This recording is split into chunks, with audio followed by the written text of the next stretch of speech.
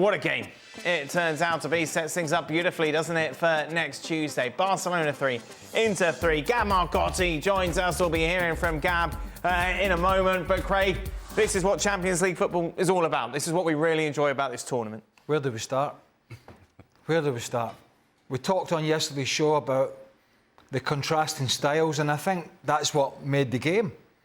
The contrasting styles. We knew Barcelona were going to control possession. We knew they were going to have more passes. We knew Inter were going to try and be difficult to break down, but offer a threat going forward. We talked about that yesterday. They had to offer a threat, and they did. That threat got better in the second half, it has to be said. And I really believe, for all Barcelona's flair, that this game now is still 50-50. I really do. I mean, will Barcelona probably dominate in the San Siro? Yes. But when Inter can go and score 3 goals in the Montjuic, and I know others have this season, Celta Vigo, then they can certainly do it at home. And they could have had more tonight. Both sides could have had more. But I think Inter will be delighted. Disappointed they went 2-0 up and then let Barca back into it. But some of it was Barca brilliance. But this sets it up for a brilliant second leg. It really does. Just so entertaining for the neutral. Well, and is it possible that this is one of those very seldom times in which both teams are happy and disappointed at the same time? You think about Inter, they would have taken a draw. Yep. At the start of the match, they would have taken a draw. But to your point, Craig, you go up 2-0, you go up 3-2, and your calling card, what you do best, allegedly, is defending and being solid and hard to break down. And the fact that you allow 3 goals in the manner in which you did, and again, credit to Barcelona in doing that. But is there a sense that, yeah, we would have taken a draw, but there was more for us here? The same thing for Barcelona. They wanted to win this match, of course, and they'll be disappointed by the fact that they don't win at home. But you go down 2-0, you go down 3-2, and you find a way back. I think there is room here for both managers to sell these performances back to their players to set up a second leg in which we're going to see some of the same things that we saw in this first leg. One of the things that makes Barcelona so interesting to watch and so fun to watch is that there is an unwillingness to manage the game properly late in matches. That sort of verges, it really is right there on the line of lack of responsibility. When you think that, okay, look, it's 3-3. It's been a stressful match. It could have gone their way, could have gone our way. How about we don't take any more chances? And you see them still doing what they've done the whole season. That's who they are. But to anybody who's watching that wants some sort of defending or game management at the end of matches, you're going, what are they doing? Because if Inter is able to complete a couple of passes, a couple of flick-ons from Taremi, now they're going to score a 4th goal. That's how open Barcelona was. But again, this is who they have been, so we shouldn't be surprised. And that's what makes them so entertaining to watch. Gab, even with your contrarian ways, you can't deny this was a great contest. Oh, it was absolutely tremendous. And I think the context here really matters as well. Let's not forget, Inter were coming off 3 consecutive defeats in all competitions. They lost a derby, they lost 2 games in Serie A, they're behind Napoli now. You saw Lautaro Martinez coming off at the end of the first half. And we saw Marcus Thuram comes on the pitch, scores early. He'd had 1 training session in the previous 2 weeks.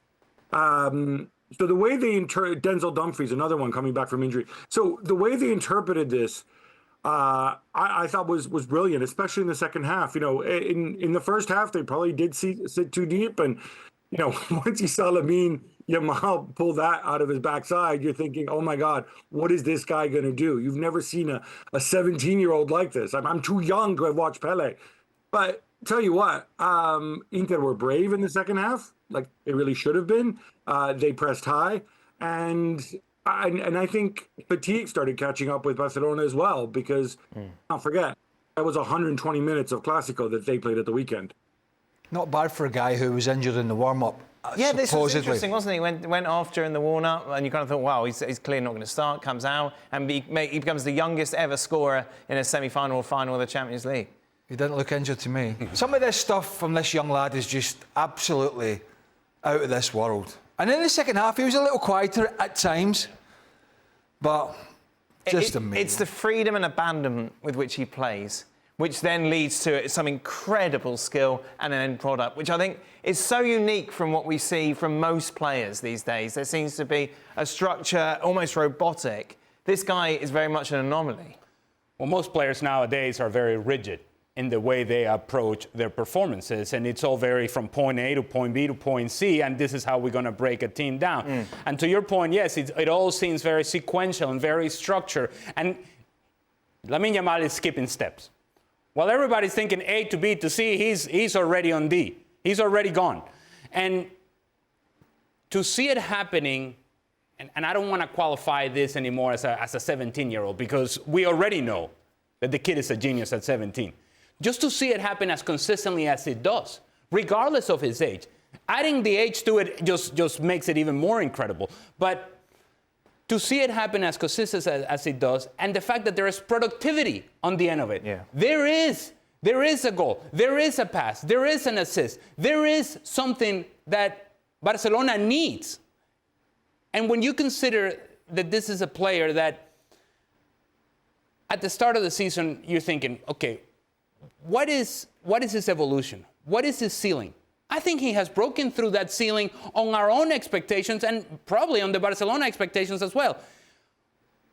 What makes it even more interesting to watch Lamine Yamal is that I don't think he feels that there is a ceiling to his game.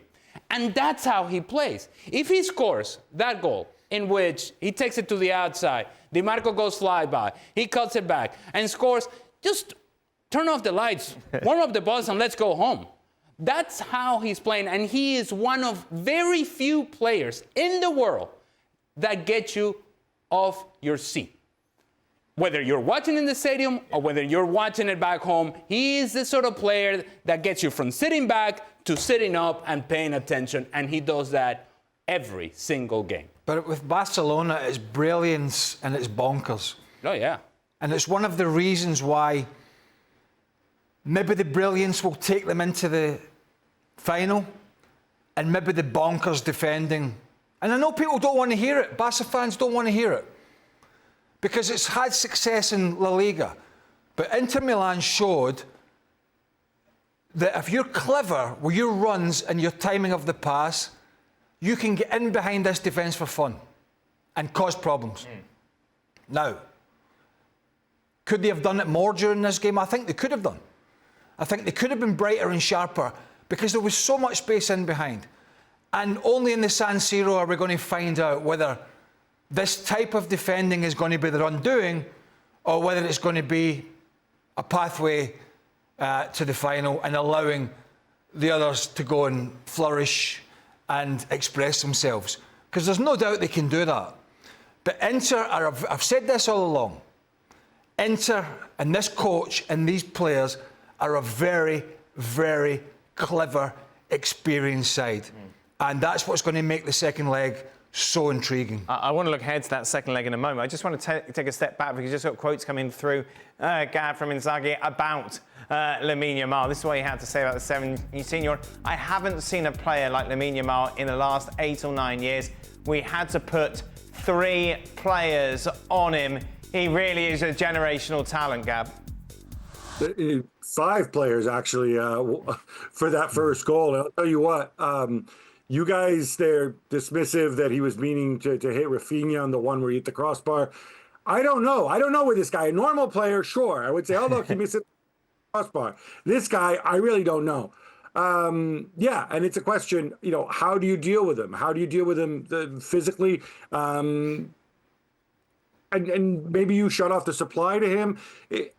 I saw something in this game from Barcelona. I mean, on the back of what Ali was saying as well. When Inter were settled and they were defending well, it looked to me like all Barcelona was producing was either give the ball to Yamal or have Rafinha take those long distance pot shots like he did against Real Madrid. And that tells you when players like Pedri, like De Jong, like Rafinha, guys who've been so successful, look to the 17-year-old kid. This isn't normal. so far ahead of the curve. And yeah, I think Inzaghi might have gotten carried away. I hope the Messi and Cristiano people don't come after him and remind him that Messi and Cristiano were pretty good less than 8 or 9 years ago. But man, I know exactly what he means and how he. I'm sure he's bothered. Meanwhile, obviously we saw Koundé go down, Balde's already out, and this is a big problem as well when we talk about Barcelona's back line, is that the people that you're bringing in don't have that same sort of quality that you're replacing, and it leaves that vulnerability there. Because he played Gerard Martin tonight, took him off, he was exposed. He played him a few weeks ago when Balde got injured, yes. 2 or 3 weeks ago, whatever it was. Didn't fancy him, made changes and dropped Gerard Martin, and I was surprised he brought him back in tonight. But I don't think we'll see him in the second leg, put it that way. But that's a problem all the way around, and again it goes back to the fact that young Cubarsí again, that the last-ditch tackle on Marcus Thuram, he's quick, and Thuram's quite quick. But the way that he got back in there, and we talked about Cubarsí yesterday as a teenager and how he's really had to step up to the plate. But this is a problem for them. And I suppose on the other side, they had Benjamin Pavard injured, who's been a big player for them. But Barcelona's backline woes are certainly worse. And that makes it more difficult to play that squeezing the game as a unit when you're having to chop and change all these players.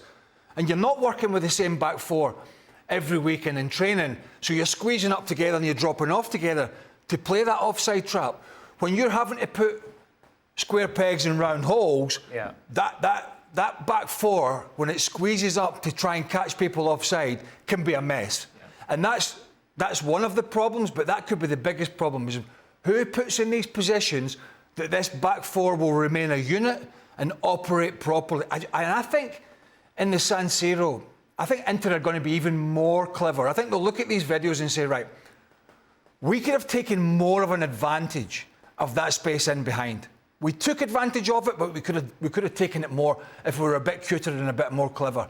And I think Hansi Flick has to be aware of that as well. We've seen him at times this season, particularly in the second half of the season, play more of a hybrid. They haven't always squeezed this high. They've maybe dropped a little deeper.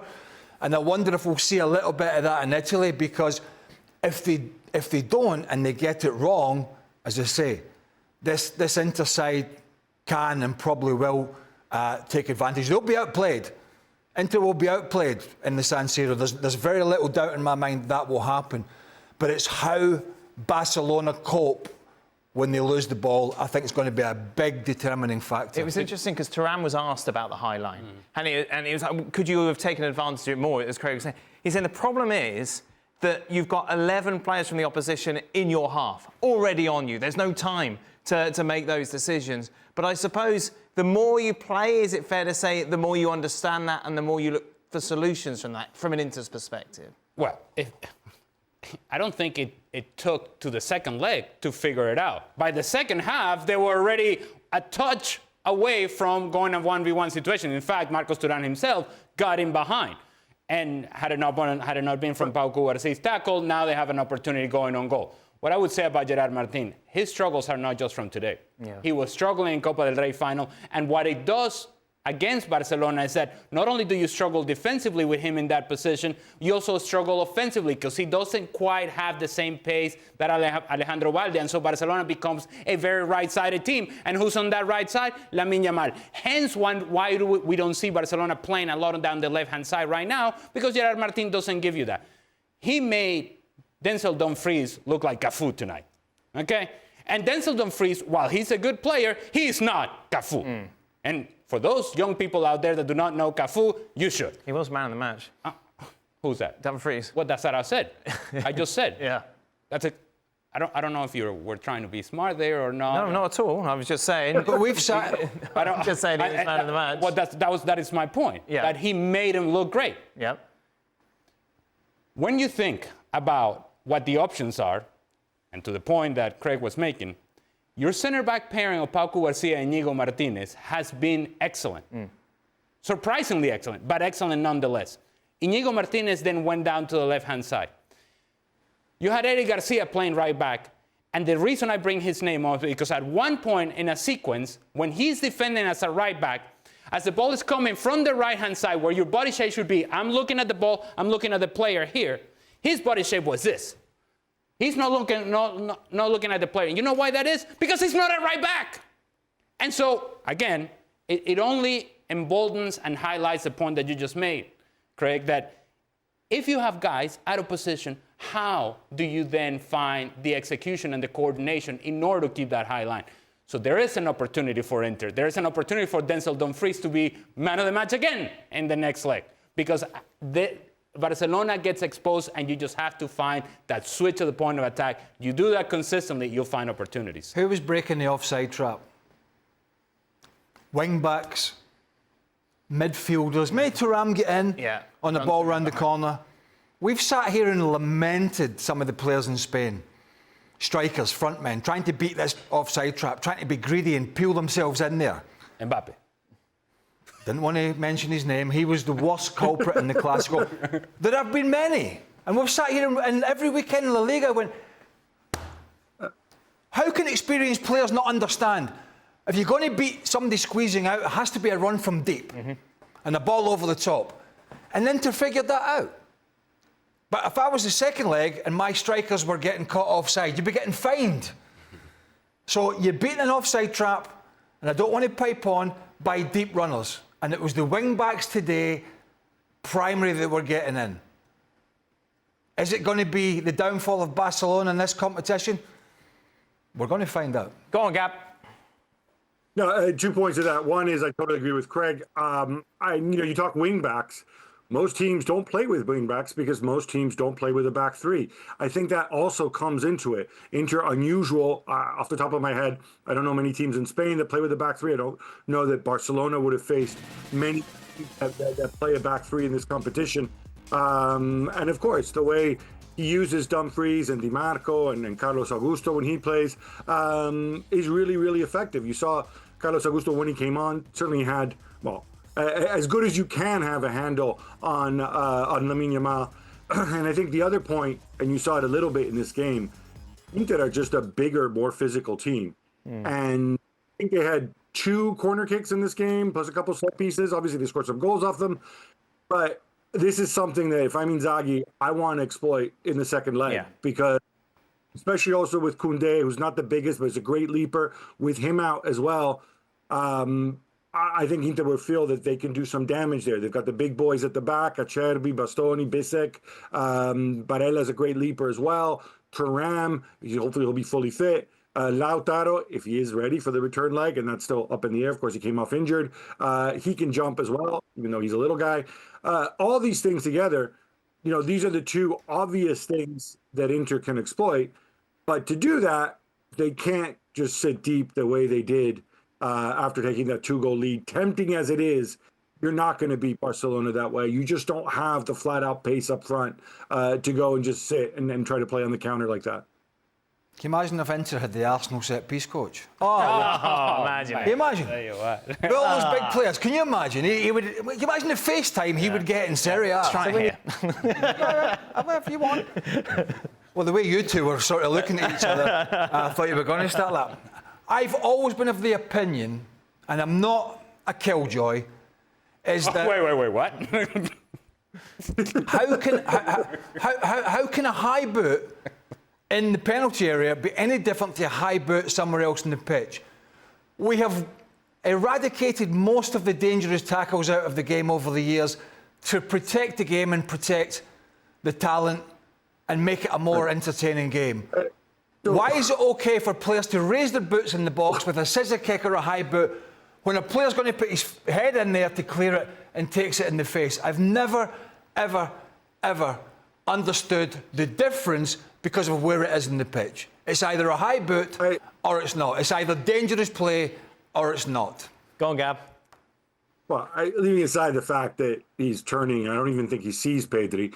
But yeah, birdie ball. But it doesn't matter, Gabby. It's either a high boot or it's not a high boot. Well, no, it does matter, because if you don't know he's there and he moves into the path of your boot, which he didn't do, because as you said, he wasn't quite that brave. But Burley ball would mean outlawing overhead kicks. Yes. That's what we want to do. Boring. Yeah, Who wants to see that? No. Well, what I don't want to see is a defender not defending in the box because he's about to take a boot straight in the face. That's what I don't want to see. I mean, I had enough kicks in the face myself. I just don't understand if it's an infringement of the game's laws. Anybody else in the field, why is it okay to raise a boot in the box? And we see this one wasn't the highest. This is boring you, isn't it? No. This one isn't the highest as a boot, but when we see those scissor kicks that are, then I do have a problem with that. Look, nobody loves Pedri more than I do. Love him with a passion. He could have done a better job of challenging. Right. Turning his back to the play doesn't help. And while I agree that it is a high boot, I think Pedri can sell this a whole lot better and make the decision a whole lot easier for the referee. Once he gets out of the way, then it becomes a free game. And give your boy Denzel Dumfries a lot of credit because he did finish the chance quite well. I think Pedri could have done a better job of actually making the challenge or making it look like a challenge. The only way he can do a better job is put his face basically in the boot. And then you're getting the boot on the face. Again, I defy anybody to do that. It's an instinct, you know, when you see that, you try and protect yourself. So I don't know. It's not the big story of the game. The game was great. The second leg's going to be fantastic. You know, that isn't the story, but it was a little part of it, as you know. It's not the first time I've brought that up, but those goals seem to be given, and if that's the case, then fair enough. And they can't be separated. It's pretty much a coin toss, according to the bookies going into that night. That's all just gobbledygook to me. Well, it's exactly as 20 to 21. Yeah, so and basically, 4 to 5. Barcelona are slight favourites. You get a little more money if you put it on Inter than Barcelona. Overall, then, Gab, how do you chop this up percentage-wise? Well, I think if you're an Inter fan, you wish the away goals rule was still in effect, but obviously that's not. I think it's right to give Barcelona a slight edge, simply because they have a bigger lead in La Liga. They can manage it a little bit better than Inter. Inter are an older team. Both teams have played roughly the same amount of games this season, but you saw not so much tonight when they were running on adrenaline, but in the 3 consecutive defeats, you saw Inter were starting to look a little bit leggy.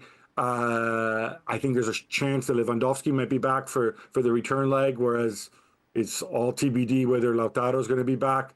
So all these things coming together, you would lean a little bit towards Barcelona, but we're talking really, really fine margins. And hey, if Simone Inzaghi doesn't know, he can just watch Craig and I explain. This is how you beat Barcelona. Vulnerable. Set pieces, having the Arsenal set piece coach, and the highlight, those runs from the wing backs. Gab, just a word on what happens before then. Barcelona are obviously in action against Valladolid. Valladolid terrible this season, so Barca should be fine. Inter have got Girona. For those who don't know too much about their opposition, how much can they rest players? How seriously, of course, they have to take this game if they're going to stay in this fight with Napoli. How much of a difference could the interim match have looking ahead to that tie on Tuesday? Well, it's funny because resting players is something that Simone Inzaghi believes in. You get booked even though you're the midfield leader, like Çalhanoğlu, you come off the pitch. You play too many games, you come off the pitch. Minute 60, you come off the pitch if I've decided that, I have my pre-planned substitution. So I would expect some level of rotation.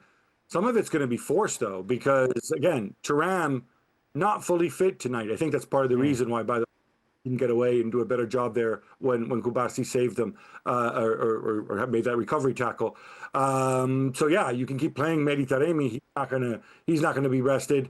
In midfield, we might see Zielinski start, possibly Aslani. Maybe at the back there might be some changes, but Javrai possibly. But fundamentally, I don't know how quickly they're going to recover, even if some guys rest a whole week, because the stakes are really, really high, and they're the ones who are chasing. So they have to go for it. They have to go for it, I think, this weekend. So give me the percentages, Gab. Percentages, I'm going to go 50.5% Barcelona advance. Okay, then. 50.5 to 49.5. Mr. Burley.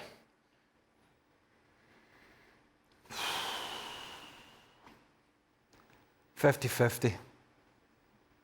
I do think it's 50-50. Right. I know they're going to get outplayed, Inter, but I've had them in the final. So 50-50 with Inter to go through. Yeah, I've had Inter for quite some time. I love watching Barca, but I don't know, there's some flaws there. Ali. 51-49 Barcelona, and only because I'm thinking, what's a bigger miss if indeed both players are missing? Jules Koundé or Lautaro Martinez? And if indeed both of them are missing, I think that's a bigger miss for Inter than it is for Barcelona. I'm going to take 51-49 Barcelona. We mentioned then Barcelona, of course, in action at the weekend as well, looking to stretch that lead over Real Madrid at the top of the table.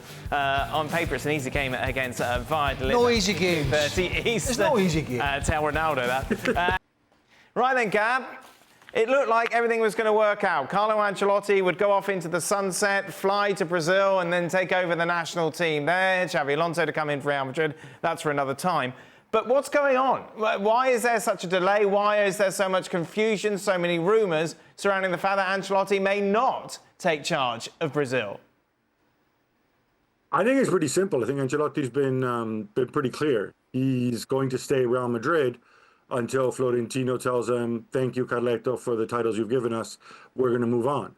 And that hasn't happened yet. I think from Real Madrid's perspective, and I think when you take a step back, it's actually pretty reasonable. They know he's likely to go at the end of the season. Do they want the headache of coming out now and saying, "Oh, by the way, Carleto's leaving at the end of the season," when they still have a slim chance, but they still have a chance to recover in La Liga? No, they don't think so. And I think for that reason, this is being stretched out.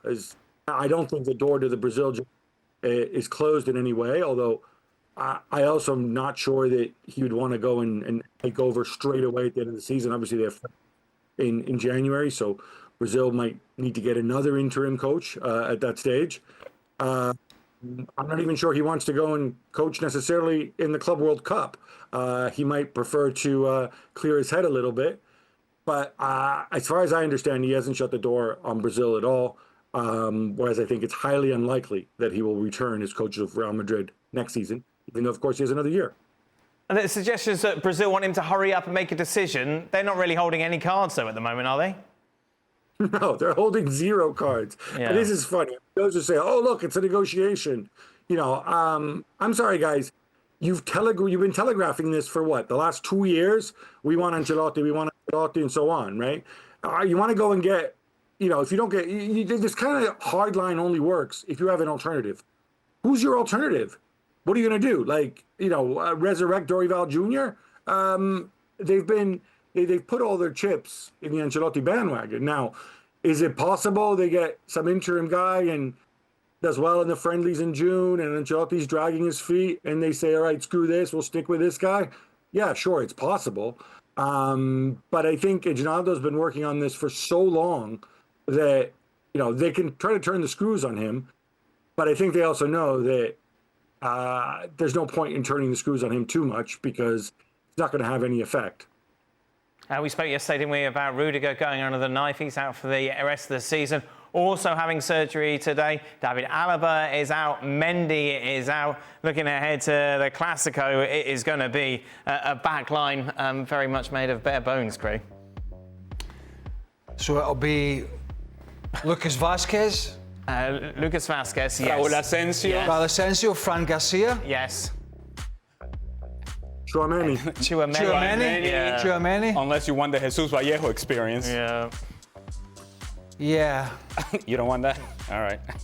I mean, even if they get to the Clásico still intact, Yes. and that's a big if with Yeah. the Celta Vigo game at the weekend, you're coming up against arguably the best attack in European football, and that's your back line.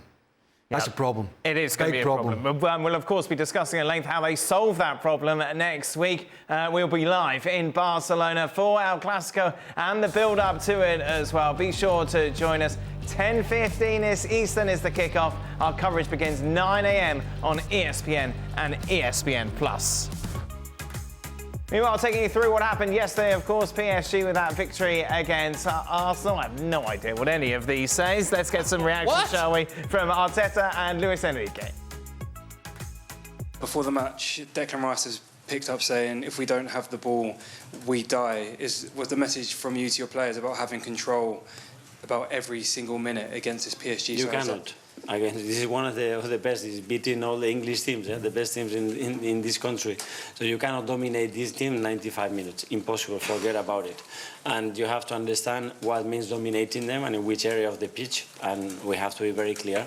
Again, what we have to do where, and when we cannot win it, okay, make sure that we take the game where we want. Creo que hoy se ha podido ver a muchos jugadores rendir a un alto nivel.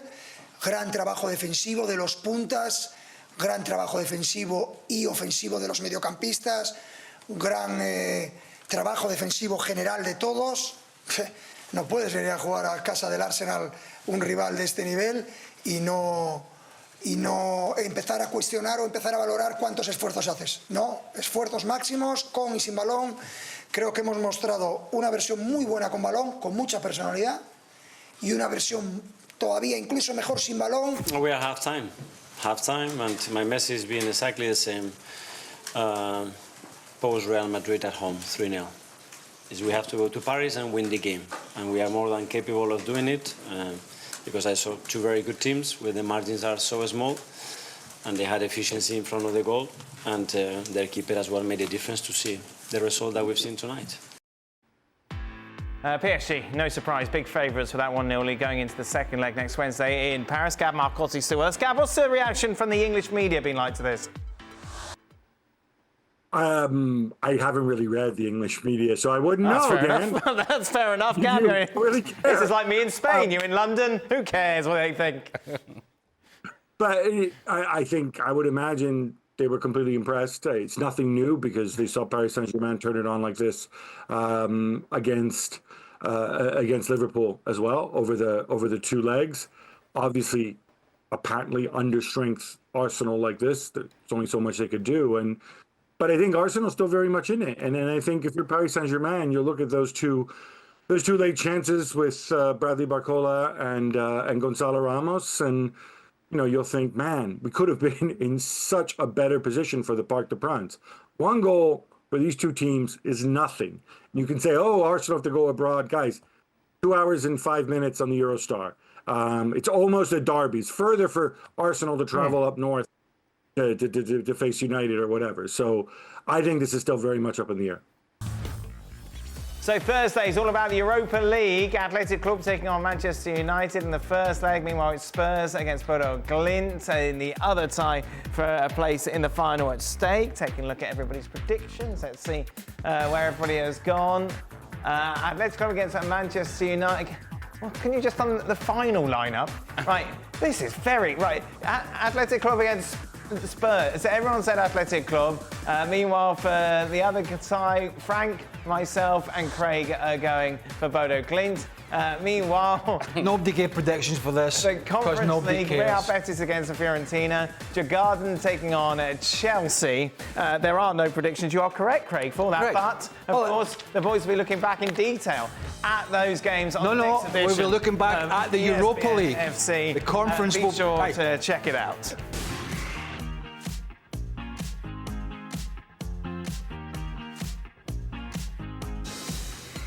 Welcome in then to the latest edition of Extra Time. So many questions about Lamine Yamal. The first one is, Gab, what were you doing at 17? I was not playing for Barcelona. I was nowhere near Lamine Yamal. I just leave it at that. In case you were wondering, and you probably were, no, it was nothing like that. I was a kid. I don't think anyone thought it was going to be anything like that, Gab. I was in school. I was applying to university. I was trying to figure out what I was going to do next. Yeah, that basic stuff. To see this guy, but also the maturity with which he plays, his decision making. There's nothing 17-year-old about him other than his passport, his birth certificate. Nothing. Oh, and the fact that we saw him at the Euros last year taking his exams and studying. That's it. He's a freak of nature. He's I mean, it's incredible. 17-year-old Craig Burley, what were you up I've to? answered this question before. Okay, well, people may not have seen that episode. Well, you should have tuned in. Well, people aren't watching every day. Well, why not? Because they have a life. Well, cutting and paste these questions. I've answered that one before. We've all answered it before. What? You're answering it. You're at Chelsea, Ali. I was dominating at Colegio San Ignacio de Loyola in Caracas in the Catholic League. Wow. Yeah, I was breaking it down. Is there Bringing a it. framed photo of you somewhere? Bringing it. Man, I was scoring goals back then. All that dried up. I'm not going to ask Craig. Gab, Good. do you believe that Lamine Yamal is the best player in the world? Wow. I mean, he's certainly up there. The thought did cross my mind today, you know, about where we draw the line. Has he done it consistently enough throughout the season? You know, if you look at individual technique, if you look at output, and I know there's people who've scored more goals, there's people who've delivered assists, but you look at how important he is to his team and how successful his team is. Yeah, I mean, I think you would have to say he's in the conversation. If then you want to say, well, no, but Kylian Mbappe or Lionel Messi or Cristiano, is that still a thing? Maybe. But, guys, yeah, he's right up there. I know Jules made a strong Ousmane Dembele point. Fine. Ousmane Dembele, very good, was very good again against Paris Saint-Germain. But no, Lamine Yamal, I think, is comfortably ahead of Ousmane Dembele, at least. Ali, which goal was the most impressive Another for you? conversation we've had. Lamine Yamal, Thuram, or Dumfries?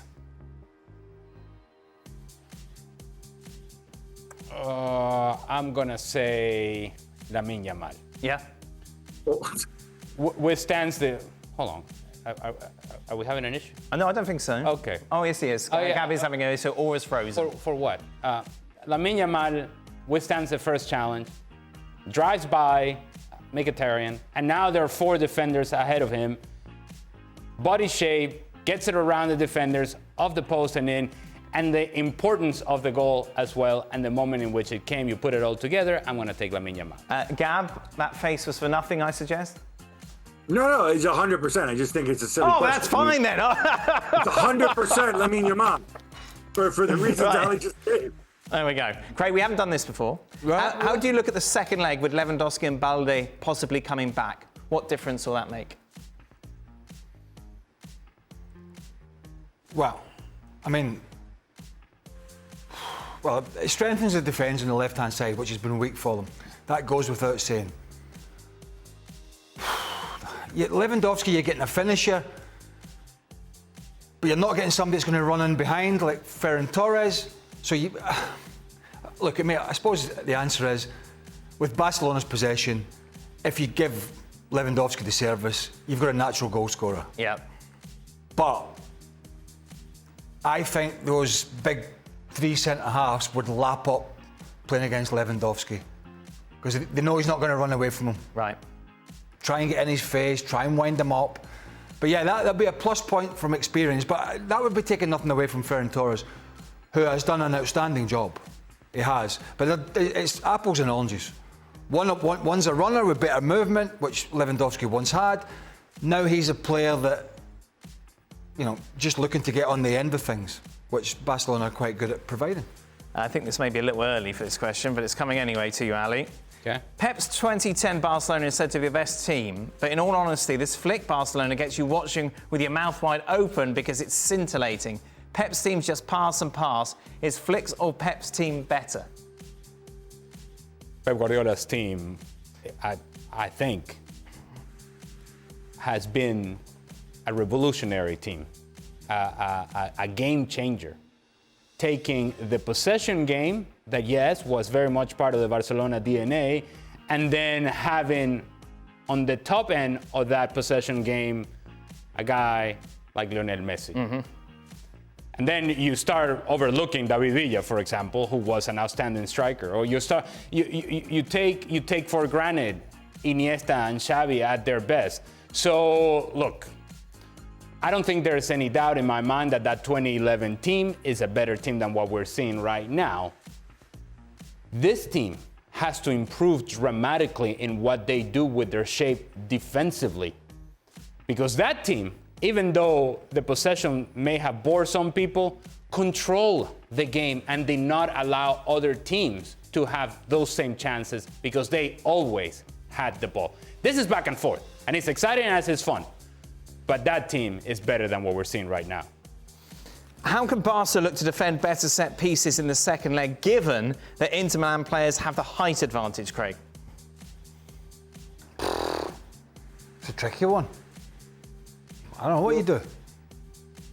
Hire the Arsenal set piece coach. He never takes any responsibility for any of the defensive issues. Only the. This guy pops up far too This much. guy's got an awful lot of messages. Yeah, I know. It is a really Because difficult you were one. talking about during the game how physical this is. Yeah, we all looked at it and went, "My, there is a no." You know, you looked at it and there was a notable difference. Notable difference. And when you have this differential in physicality and you have really good delivery, then it's very difficult. What do? You try and block? You try and put two players on one player and you just try to block then? There's no easy answer to this one. There isn't. And if you put a name on it in the header by Dumfries, he's initially picked up by Dani Olmo, who I'm sure when they put the matchups up on the board before you go out of the locker room and you see you got Dumfries, Dani, you're like, what? I got Dumfries? Physically, it's a mismatch. But it's not the only mismatch, and that's what makes it scary for Barcelona. Gab? No, I agree. This is an obvious area that where Inter are simply better. If you look, Inter's set, they always do the well, not always, but most of the time they do the stack. I guess you could get some nerd to go and study, because if you watch Inter as much as I do, you do see patterns in the movements, and maybe with a lot of video study, you could pick up some of it. But still, ultimately, if the ball gets where it's coming to go, it's still going to be a one-on-one, and you will still be at a, I think, sizable disadvantage. And I don't know that at this stage of the season, if you're Hansi Flick, you're necessarily going to revolutionize. You're going to want to spend time, revolutionizing the way you defend set pieces. You just have to hope that they win the individual battles, that Szczesny can come and claim it. And one way to do it is don't concede set pieces, which, broadly speaking, if you have 70-odd% of the possession, like Barcelona did tonight, a pretty good job of not conceding set pieces.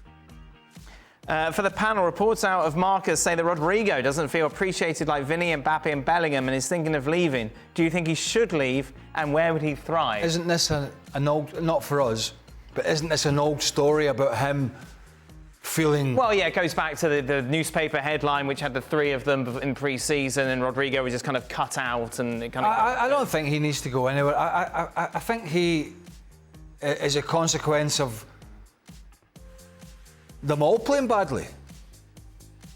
I mean, he's played. Mm-hmm. He's had his moments. Vinicius Junior hasn't been great. Mbappe hasn't been great. Bellingham hasn't been great. So it's not like he's on his own. He's not got the problems that Endrick and Arda Güler and Ibrahim Diaz have, where their game time is kind of limited. I know Endrick's a young man. Rodrigo gets plenty of game time. Yes. He is always going to be the guy that's talked about, though, as being sort of... Surplus. Yeah. If push comes to shove. But I don't think that's a reason to leave Real Madrid. Where do you think where would he thrive if he did leave? Where do you think you would see the best version of Rodrigo? I think Rodrigo is in a place right now where he's not going to be, obviously, the number one, the number two, the number three. And so, if in his mind, because if you go back to the Ballon d'Or conversation, he was saying, well, why are we not looking at me? Yeah. Why am I always left out? And he will always be left out if he's in Real Madrid. But I think La Liga is still the place for him. Rodrigo is I think, say for example, look at a guy like Savinho at Manchester City. Mm-hmm. Rodrigo is better than Savinho. Obviously, we can agree on that. But some of the same struggles that Savinho had in Manchester City, you can see Rodrigo having those same difficulties struggling with a certain level of physicality, or a manager that demands that he has defensive responsibilities, more defensive responsibilities than he has at Real Madrid. And so he's got to go to a place in which he is the guy. So I'm thinking, if I'm thinking La Liga and I'm thinking being the guy, Villarreal, for example. Right. Something like that, where now everything is around Rodrigo. Right. But I don't think he can be that guy for a really top-tier team. That's where I see him as a player. Final question to you, Gab. Do you think Florian Wirtz will make a move this summer? If yes, where will he go? Well, I mean, obviously he's been linked with Bayern, forever, and the idea of the Wirtz-Musiala partnership and whatever. But you know what? I think, and look, Bayern have kind of made it clear that their priority was sorting out all the contracts. Now they've pretty much done that. Sané was the last one. I think that's going to get over the line. So I think this is when they maybe turn towards him a little bit. If I were Wirtz, though, he's not going to have any shortage of people looking out for him. I think he's one of the best players in the world. But man, if Xabi Alonso stays a year, and look, I don't know it's going to happen, but if he does stay, I'd want to stick around. What I would not do if I'm Florian Wirtz, no matter how nicely you ask me, I would not say, hey, Florian, you want to come with me to Madrid? Because that's not the... Right now, with these players in that setup, it would just be creating more congestion. So you're better off going to Bayern or staying where you are. Good stuff, guys. Thank you very much. ESPN FC then returns tomorrow for a Europa League and Conference League. Conference League spectacular. Be sure. I'll be here for you. Check that out.